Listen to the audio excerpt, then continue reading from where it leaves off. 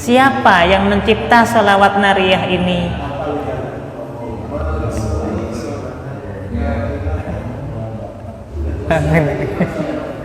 Ya, ini namanya sholawat nariyah. Nah, kita pelajari dulu nih Bapak Ibu, kita pahami maknanya dulu. Bagaimana lafadz sholawat nariyah ini? Kurang lebih kan kalau kita baca teksnya itu, Allahumma sholli sholatan kamilatan wa sallim salaman taman ala sayyidina Muhammadin alladzi tanhallu bihil uqadu wa tanfariju bihil qurabu wa tuqdha bihil hawaiju wa tunalu bihil gharaibu wa husnul khawatimi wa yustasqal ghamamu biwajhihil karim wa ala alihi wa sahbihi fi kulli lamhatin wa nafsin bi adadi kulli ma'lumin laka. Mboten ingkang hafal? Lagunipun mboten hafal?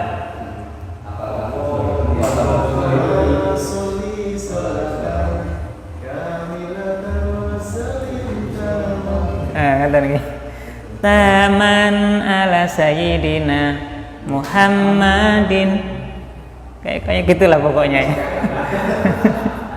Alladzi tanhalu bihil uqadu wa tanfariju bihil qurabu, kan kata. Iya kan? Sering kita dengar kan kata. Wa tuqdha bihil hawaiju wa tunalu bihir raghaibu wa husnul khawatim. Apa artinya ini Bapak Ibu? Allahumma sholli sholatan kamilatan wa sallim salaman taman ala sayyidina Muhammadin. Ya Allah, limpahkanlah sholawat yang sempurna, curahkanlah salam kesejahteraan yang penuh kepada junjungan Nabi Muhammad SAW, kepada junjungan kami Nabi Muhammad SAW. Saking mriki wonten penyimpangan utawa mboten? Masih bagus ya, karena ini pujian, doa keselamatan, doa atau penyampaian salam kita kepada Nabi Muhammad, dan ini tidak masalah karena kita mengucapkan salawat salam yang sempurna untuk Nabi Muhammad SAW. Berikutnya disandingkan dengan lafadz alladzi tanhallu bihil uqadu, yang dengan sebab beliau, yang dengan sebab Nabi Muhammad semua kesulitan bisa terpecahkan. Wa tanfariju bihil qurabu, semua kesusahan dapat dilenyapkan. Wa tuqdha bihil hawaiju, semua keperluan dapat terpenuhi. Wa tunalu bihir raghaibu, dan semua yang didambakan akan didapatkan. Wa husnul khawatimi, termasuk yang memberikan husnul khotimah bisa diraih, mati meninggal dengan kondisi yang baik. Wa yustasqal ghamamu biwajhil karim, serta dengan berkat dirinya yang mulia hujan pun turun. Hujan pun turun. Wa ala alihi wa sahbihi, semoga terlimpah kepada keluarga serta para sahabatnya. Fi kulli lamhatin wa nafsin bi adadi kullin ma'lumin lak, bi adadi kulli ma'lumin laka, semoga terlimpah kepada keluarga serta sahabat beliau di setiap detik. Wa nafsin, dan setiap hembusan nafas, bi adadi kulli ma'lumin laka, sebanyak bilangan semua yang diketahui oleh engkau. Nah, lafaz yang terakhir ini Bapak Ibu, setelah lafaz Nabi Muhammad terus alladzi tanhalu bihil uqadu wa tanfarju bihil qurabu wa tuqdha bihil hawaiju wa tunalu bihir raghaibu wa husnul khuluq wa husnul khawatim. Ini yang kemudian menjadi pembahasan para ulama. Nah, ini maknanya. Sekarang kita kenali dulu siapa yang mencipta sholawat nariyah ini. Maka dalam hal ini ada beberapa referensi yang nanti menyebutkan siapa sih yang nulis sholawat nariyah ini. Ada yang menyebutkan bahwa yang mencipta sholawat nariyah ini adalah seorang yang bernama As-Sanusi. Seseorang yang bernama As-Sanusi. Namun tidak disebutkan secara lengkap siapa nama lengkap beliau yang bernama As-Sanusi ini. Kalau kita cek ya, nama As-Sanusi ini ternyata penisbatannya dinisbatkan kepada salah satu thariqat sufi yang tersebar di daerah Maroko, daerah Maghrib, daerah Maroko. Namanya thariqat As-Sanusiyah. Ini salah satu referensi bahwa yang mengarang adalah seorang yang bernama As-Sanusi. Dan kalau memang benar ini yang mengarang, maka kurang lebih dinisbatkannya kepada salah satu thariqat namanya thariqat As-Sanusiyah yang ada di wilayah Maghrib atau Maroko. Kemudian di dalam beberapa referensi yang lain disebutkan bahwa sholawat nariyah ini ditulis oleh seorang syekh namanya Syekh Nariyah, sehingga dikenal dengan sholawat nariyah. Jadi nariyah ini salah satu referensi nisbat kepada seorang nama yang menciptanya, namanya Nariyah. Wallahu a'lam, ya, ini Nariyah ini dari kata nar atau apa, wallahu a'lam, tapi yang jelas disebut dengan Syekh Nariyah. Kemudian disebutkan bahwa dikisahkan nanti Syekh Nariyah ini adalah salah satu syekh yang hidup sezaman dengan Nabi Sallallahu Alaihi Wasallam. Coba kalau ada seseorang yang hidupnya sezaman dengan Nabi, itu berarti apa Bapak Ibu julukannya? Sahabat. Berarti secara tidak langsung kita sebut Syekh Nariyah ini adalah salah satu sahabat Nabi. Nah, kemudian disebutkan bahwa beliau ini adalah menekuni bidang ketauhidan, bidang masalah akidah yang sangat mendalam. Bahkan karena sezaman dengan Nabi Sallallahu Alaihi Wasallam, nanti ceritakan Syekh Nariyah ini selalu melihat kerja keras Nabi Sallallahu Alaihi Wasallam. Nabilah yang langsung mengajarkan Islam kepada Syekh Nariyah ini, termasuk yang mencontohkan amal soleh, akhlak yang mulia, akhlak yang baik, dan seterusnya. Nanti langsung belajarnya dari Nabi Sallallahu Alaihi Wasallam. Akhirnya kemudian karena Syekh Nariyah ini yang tadi disebut menjadi salah satu sahabat Nabi ini, melihat kegiatan Nabi, akhirnya Syekh Nariyah ini mencipta satu sholawat yang tujuannya untuk mendoakan Nabi Sallallahu Alaihi Wasallam dengan sholawatnya tadi. Akhirnya tersusunlah namanya sholawat Nariyah. Kemudian Bapak Ibu, ini dikisahkan juga suatu malam Syekh Nariyah ini membaca salawat nariyah itu sebanyak 4.444 kali. Pripun hitung-hitungnya ya? 4.444 kali dalam satu malam. Ya. Kemudian ini diceritakan setelah Syekh Nariyah ini membaca sholawat nariyah itu 4.440 kali, beliau itu langsung mendapat karomah dari Allah Subhanahu wa taala. Apa karomahnya? Dalam sebuah majelis beliau bersama Nabi, beliau mendekati Nabi, kemudian minta dimasukkan surga pertama kali bersama Nabi Sallallahu Alaihi Wasallam. Kemudian Nabi mengiyakan. Jadi setelah malamnya membaca sholawat nariyah 4.440 kali itu, besok harinya ketemu dengan Nabi, satu majlis ilmu dengan Nabi, berdekat-dekat dengan Nabi. Kemudian Syekh ini mengatakan, ya Rasulullah, saya ingin masuk surga pertama kali bersama engkau.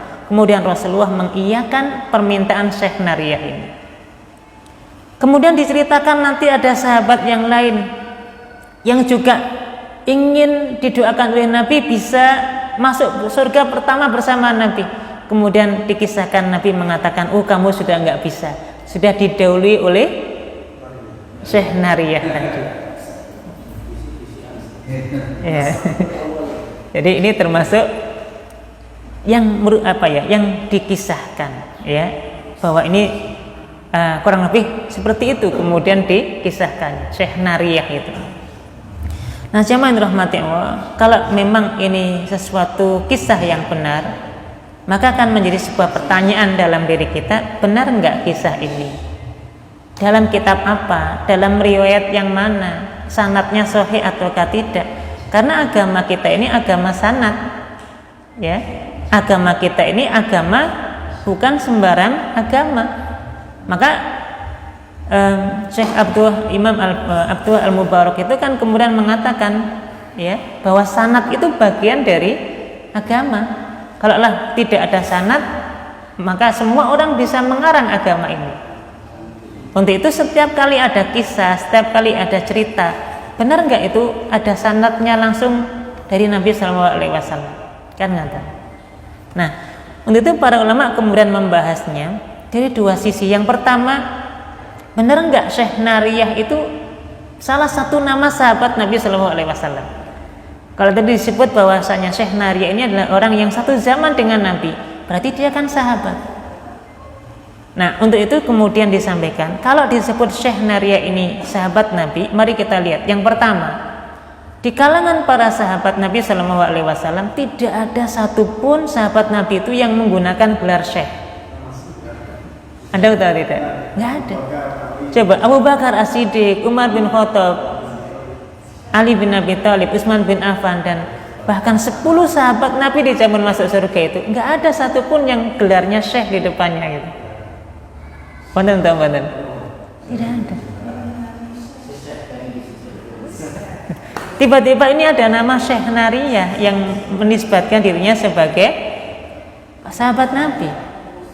Ya, nggak ada. Umumnya para sahabat langsung disebut namanya, Abu Bakar As-Siddiq, Umar bin Khattab, Utsman bin Affan, Ali bin Abi Thalib. Sahabat-sahabat mulia yang ahli ilmu langsung disebut namanya, Abdullah bin Umar, Abdullah bin Abbas, Abdullah bin Mas'ud, langsung disebut namanya. Tidak ada yang menggunakan gelar-gelar tertentu, Syekh apalagi, nggak ada. Dalam? Nah, sebenarnya kata Syekh itu dalam bahasa Arab punya dua makna, Ibu. Kata Syekh itu yang pertama maknanya adalah orang yang sudah sangat sepuh secara usia, itu juga Syekh juga namanya.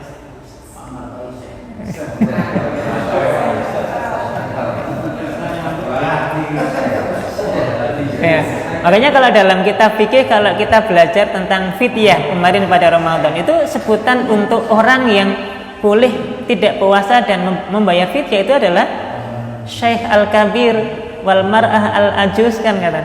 Syekh itu maknanya orang yang sudah tua, orang yang sudah renta, itu namanya Syekh. Lansia ya. Orang yang sudah lanjut usia itu namanya Syekh.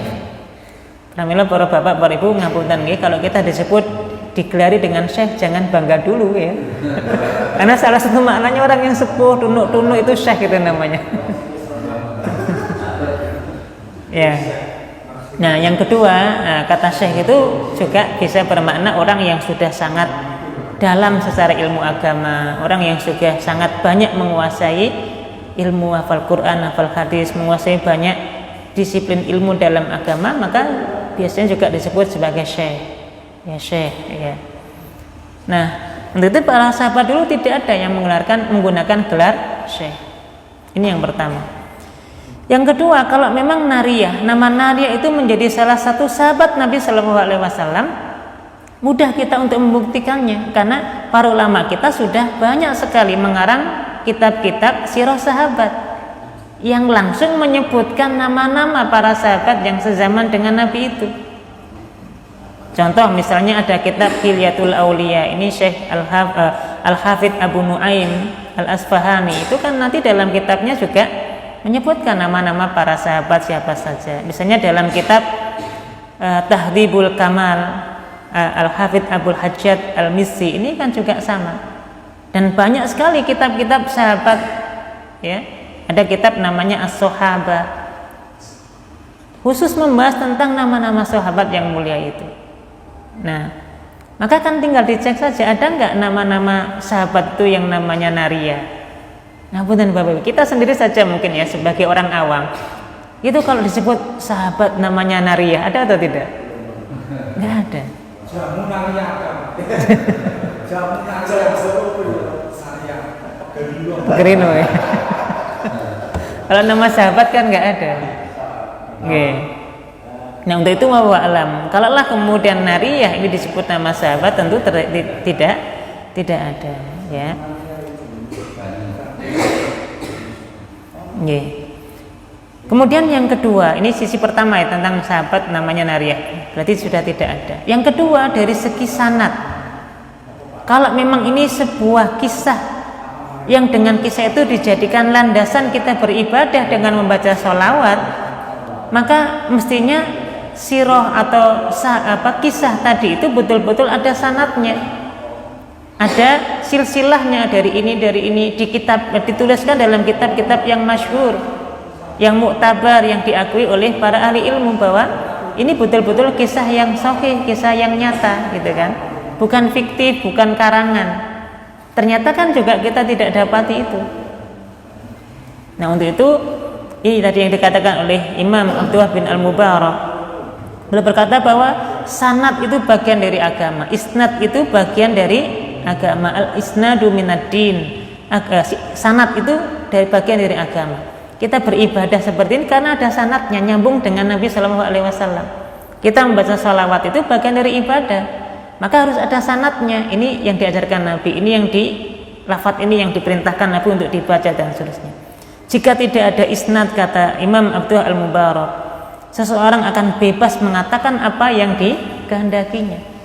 Kalaulah sekiranya sanad dalam agama ini memang tidak berlaku, tidak ada, orang bisa sangat mudah mengatakan, oh saya bisa gini, saya bisa gini, karena orang bisa ngarang sanad. Untuk itu isnad itu bagian dari agama.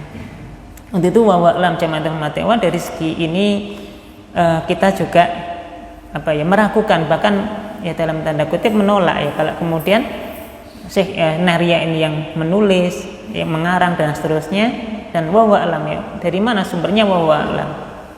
Ya mungkin salah satunya tadi, nah yang mendekati mungkin agak ada benarnya ya dari seorang yang bernama As-Sanusi tadi, ternyata dari Thariqat As-Sanusiyah, dari Thariqat Sufi. Dari Thariqat Sufi As-Sanusiyah yang ada di Maghrib, dan ini pun juga diperselisihkan ya wallahu a'lam.